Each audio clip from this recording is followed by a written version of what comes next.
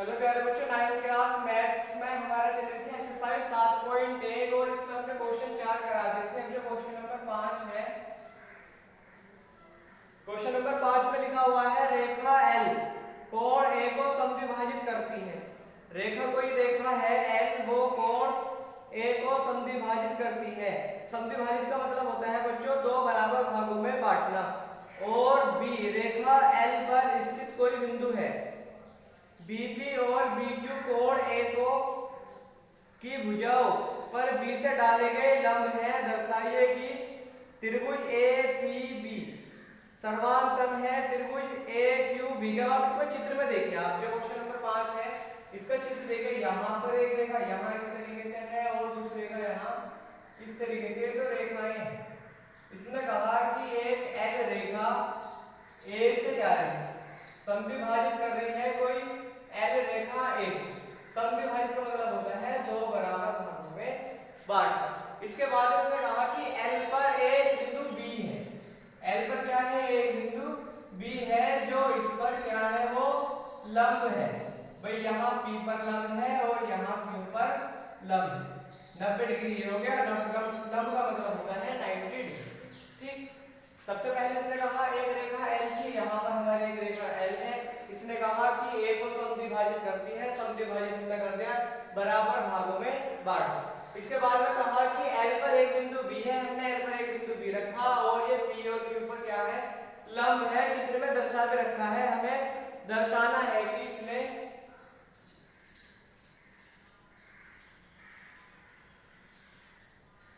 दर्शाना है कि त्रिभुज APB वो सर्वांग है त्रिभुज AQB के। और दूसरा पार्ट इसमें बताना है सेकंड पार्ट में कि BP बराबर BQ। सेकंड जो पार्ट है इसका सेकंड पार्ट में बताना है BP बराबर BQ। BP बराबर BQ तो आ जाएगा। BP बराबर कहाँ है मेरा, BP बराबर BQ तो आ जाएगा। अगर हम ये दो त्रिभुज सर्वांग हम इसको शो करा दे यानी दिखा दे। और कहा अर्थात बिंदु B कोण की भुजाओं को समदूरस्थ है, यानी कि कोण की भुजाओं से क्या है समदूरस्थ समान दूरी पर स्थित है। अब हमें दर्शाना क्या है, हमें सर्वांग सम दिखाने के लिए ये जो चिन्ह होता है ये बच्चों किसका मैंने बताया सर्वांग सम का। सर्वांग सम, अब सर्वांग सम जो होता है सर्वांग सम दो त्रिभुज सर्वांग सम हम तब दिखाते थे जब अगर उसकी कोई भी तीन चीज या तो उसकी साइड या एंगल या साइड एंगल या साइड एंगल है, कुछ भी तीन चीज हम क्या दिखा दे उसमें बराबर दिखा दे तो हम क्या कह देंगे वो कि वो सर्वांग सम है। अब क्या लेना है हमें, त्रिभुज APB तथा त्रिभुज AQB में अब इनमें क्या क्या दिया हुआ है। इसने कहा ये वाले त्रिभुज और ये वाले त्रिभुज में अगर हम देखेंगे एक तो ये वाला कोण इस वाले कोण के बराबर है। क्यों बराबर है, क्योंकि इसने कहा क्वेश्चन में कि क्या है समद्विभाजित है। तो हम क्या लिख सकते हैं कि कोण PAB बराबर है कोण QAB। कोण QAB के क्यों बराबर है, क्योंकि ये समद्विभाजित है। समद्विभाजित का मतलब मैंने बच्चों बताया था कि दो बराबर भागों में बांट। इसके बाद में ये 90 डिग्री हम कह सकते हैं कि कोण P बराबर कोण Q। क्यों, क्योंकि प्रत्येक कितने का है, प्रत्येक 90 डिग्री का है। तो कोण P बराबर किसको हो जाएगा कोण, क्योंकि अगर हमें तीसरी एक कोण इसमें जो कुछ हाइट हुआ है अगर हमें उसका पता चल जाए तो हम दो एंगल लोगे और एक जो वो दूसरी चीज है उसे लगाने के बाद हम कह सकते हैं कि ये सर्वांग सम है। अब देखो ये वाला त्रिभुज एक त्रिभुज ये जा रहा है और एक त्रिभुज ये वाला है, तो आपको इससे देख रहे हो कि AP लाइन है ये इस वाले त्रिभुज में भी आ रही है और इस वाले त्रिभुज में भी आ रही है। हम क्या लिख देंगे यहाँ पर AB बराबर AB। क्यों, क्योंकि ये कॉमन लाइन यानी उभयनिष्ठ रेखा है। दोनों में कैसी है कॉमन। अब क्या लगा दे, दोनों हमारे एंगल हो गए, एक हो गए हमारी साइड। हम कह देंगे कि एंगल साइड सर्वांग समता नियम से। अब जब इसे नियम लगाएंगे हम क्या नियम लगाने के हो जाएगा त्रिभुज APB सर्वांग सम आ जाएगा त्रिभुज AQB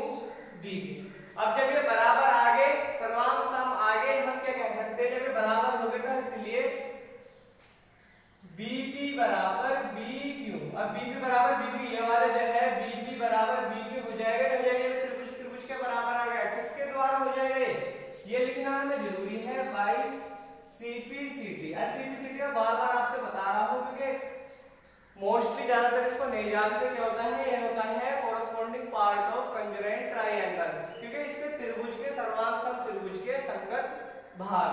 अब जब भाग बराबर है तो हमारा सेकंड पार्ट में क्या हो गया? हमारा सिद्ध हो गया।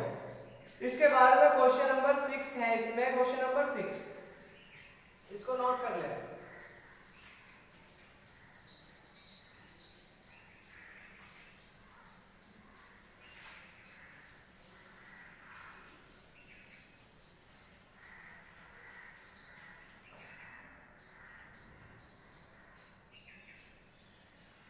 क्वेश्चन नंबर 6 में कहा आकृति में, आकृति देखिए आप, AC बराबर है AE के, AB बराबर है AD और कोण BAD बराबर है कोण EAC के। दर्शाइए कि BC बराबर DE। अब चित्र देखिए आप, इसने चित्र बनाया हुआ है, इस टाइप से चित्र दिया हुआ है।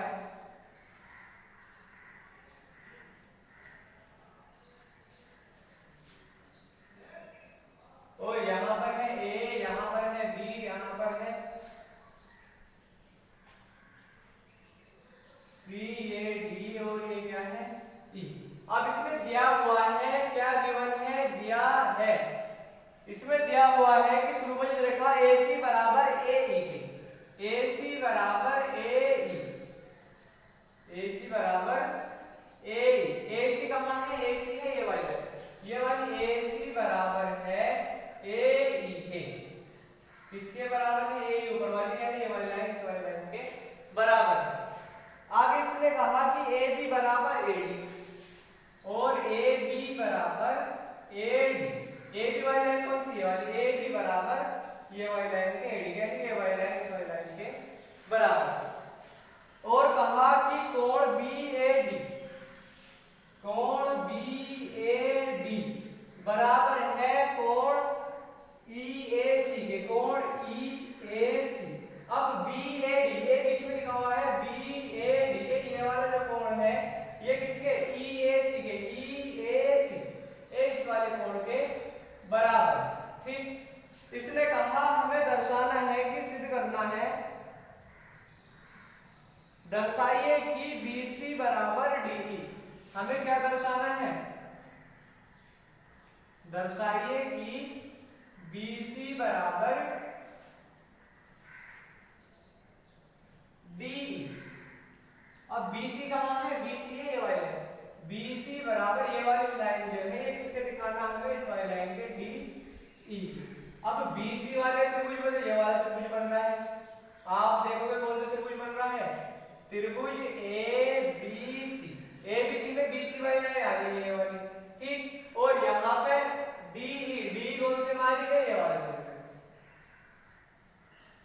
ADE और त्रिभुज ABE। जब हम इसे प्रूफ करेंगे, ठीक, त्रिभुज ABC हमने थोड़ा इधर की साइड अगर हम त्रिभुज बनाए, त्रिभुज कौन सा है? ये आ गया त्रिभुज ABC। और दूसरा त्रिभुज कौन सा? ADE। ADE किस टाइप से? इस टाइप से बना हुआ है ये ADE। अब हमें ये दर्शाना है कि BC बराबर DE। BC कहाँ है? ये वाली लाइन BC बराबर DE, इस वाली लाइन के हमें ये दिखाना है। अब इसको हम कैसे दिखा सकते हैं? अगर इन दोनों त्रिभुज को हम सर्वांग सम दिखा दे, सर्वांग सम दिखा दे, तो हम कह देंगे कि दोनों लाइन कैसी हैं? आपस में बराबर है। किसकी वजह से? बाय CPCT के द्वारा। अब इसे बराबर दिखाने के लिए हमें क्या करना है? कोई भी जो तीन वैल्यू है वो हमें क्या दिखानी है? बराबर। अब इसने कहा कि AB बराबर है किसके? AE के। अब ये वाली लाइन AB थी, ये तो बराबर है किसके? AE के, दिया हुआ है।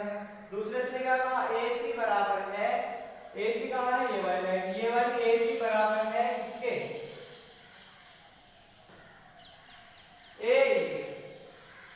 AE के AC बराबर होगी और AB बराबर थी AD, ये AB बराबर है AD। अब इसमें दो चीज का हमें गिवन है, हमें तीसरी चीज का अगर हमें पता चल जाए तो हम क्या कर देंगे? वो क्या हो जाएगा? वो सर्वांग सम हो जाएगा। अब त्रिभुज ABC और त्रिभुज ADE में इसमें क्या क्या चीज है? एक तो दिया हुआ है कि AC बराबर AE के,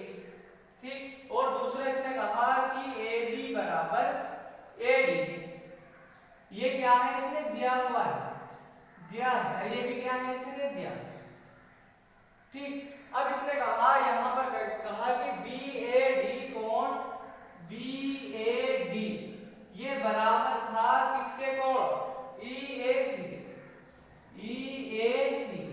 देखो यहाँ पे ये वाला कोण इस वाले कोण के बराबर है। मैंने क्या काम करा इसमें, क्योंकि ये वाला त्रिभुज मुझे बड़े वाले त्रिभुज के बराबर दिखाना है, तो ये जो कोण है मैंने इन दोनों साइडों में इसमें ऐड कर दिया। मैं लिख सकता हूं कि कोण प्लस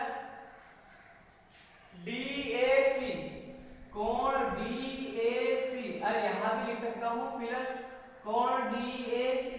ठीक है, दोनों पे यहाँ पे ये चीज दी हुई थी, अगर मैं दोनों में इसमें ऐड करूँ तो हमारा कुछ जान मिल रहा है। ठीक है, ये भी प्लस का ये भी प्लस का काटेंगे तो यही बच जाएगा। अब कोण BAD प्लस कोण DAC यानी कि ये वाला कोण और ये वाला कोण का योग क्या हो जाएगा, कोण BAC क्या हो जाएगा कोण ये वाला प्लस ये वाला किसे क्या लिख सकते हैं, BAC।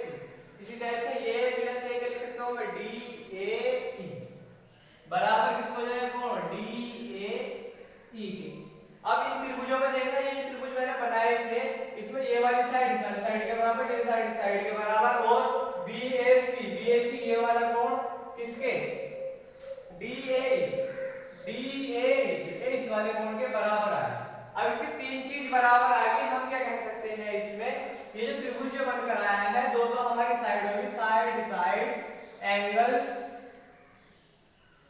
सर्वांग समता नियम से। अब सर्वांग समता नियम से क्या आ जाएगा, त्रिभुज BAC सर्वांग सम आ जाएगा त्रिभुज DAE। ठीक, अब ये त्रिभुज सर्वांग सम आगे, सर्वांग सम जब ये आगे तो इनकी साइड क्या हो जाएगी कि BC बराबर DE क्या आ जाएगा, अतः BC बराबर DE किसके द्वारा, बाय CPCT के द्वारा। और यही हमें क्या करना था, यही हमें प्रूफ करना। जो क्वेश्चन नंबर 6 है बहुत इंपॉर्टेंट क्वेश्चन है ये। ठीक, और इसका बिल्कुल सेम जैसा क्वेश्चन ये है, बिल्कुल सेम क्वेश्चन जो क्वेश्चन नंबर 7 है बिल्कुल इसी के बेसिस पे है। और क्वेश्चन नंबर 8 ये आपके होमवर्क है कि क्वेश्चन नंबर 7 और 8 ये आपका होमवर्क है, आपको होमवर्क करना है इसको। ठीक, फिलहाल तो घर पर रहकर की पढ़ाई हो रही है, ऑनलाइन चल रही है, तो आप इसको क्वेश्चन को कर सकते हैं। अगर कोई डाउट कोई इश्यू हो तो मालूम कर लेना। ठीक, बाकी अच्छे से प्रैक्टिस करें इनकी और मेहनत से पढ़ें। थैंक्स।